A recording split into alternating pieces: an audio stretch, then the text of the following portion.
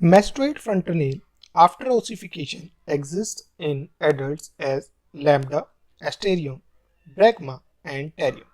Students, I'll be just trying to give you a complete overview. First of all, let's see the various frontal nails here. So, if you see here, there are basically 4 frontal nails which we have to read. Okay, so I'll give you an idea of those. One will be here. Okay, this is an adult skull. Okay, this is not a primary skull, but it is the adult skull. And here we can just try to understand that the anterior frontal nail would have been present here. Okay, and it generally closes by 18 to 24 months. Then if you see the another circular point, this one, at this point you'll be seeing the anterolateral. Anterolateral, also known as the sphenoidal frontal nail. It's actually fontanelle.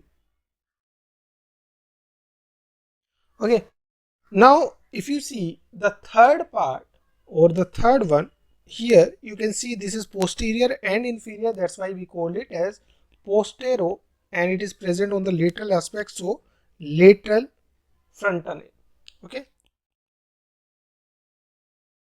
and this is also known as the mastoid frontal nail.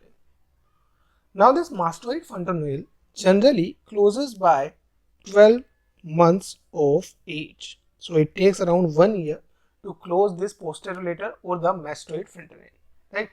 This anterolateral sphenoid frontal nail is generally closed by 2 to 3 months. It is closed by 2 to 3 months. Generally, they will ask you the various closing dates as well. That's why I'm telling you. Here, if you see here there would have been present another frontal nail which is known as the posterior frontal nail.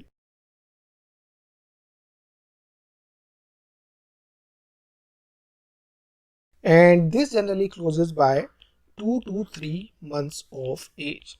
Now this becomes very important here because frontal nails are generally seen in the early age, the neonatal skulls, right?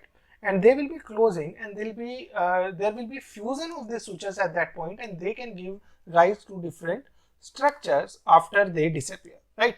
So yes, if I just tell you about the anterior frontal nail, it is generally seen between parietal bone and occipital bone, right? It is the anterior frontal nail is present between the parietal bone and the occipital bone, and it lasts or disappears by 18 to 24 months. Okay, so that is your anterior frontal nail. Then we have the posterior frontal nail, that is between the parietal bone and the occipital bone, and it obliterates in the 2 to 3 months. Okay, it obliterates in the 2 to 3 months. Okay, actually the anterior frontal nail should be present between the parietal and the frontal bone. Okay, so just do the correction here. It is parietal plus frontal bone. Okay, and this is parietal plus occipital, right? This is the parietal bone, this is the occipital bone, and this is the fusion here, right? So it generally closes by 2 to 3 months. The time period is important. Then we have the posterolateral, that is the mastoid frontal nail, and this posterolateral, that is the mastoid frontal nail, is basically leads to the development of the structure called asteron. Now this is important actually. This disappears and leave asterion, and this disappears by 12 months of age. We have already discussed. Okay, 12 months of the birth actually. Okay, and this is the third frontal nail. This is the third frontal nail to disappear. Okay, so what are the first two? This one can be the first, and this can be the second, and this is going to be the third frontal nail to be disappear. So sometimes they ask what is the sequence of this particular frontal nail to be disappeared. So this is the your third one, right? Now if you see the anterolateral frontal nail, okay, which is also known as the sphenoidal frontal nail. Now this frontal nail have a very special area that is known as pterion. Now this pterion, what is the significance of this? Actually, this is a H-shaped suture. It is a H-shaped suture. If you see here in the figure also, you will be able to appreciate this is the H that is formed by the sutures of these four bones, right? So what are the bones here? Frontal, parietal, temporal and greater wing of sphenoid, right? These are the four bones which will be forming the pterion, right? Now this will be generally disappearing, and this will be the second one to disappear, right?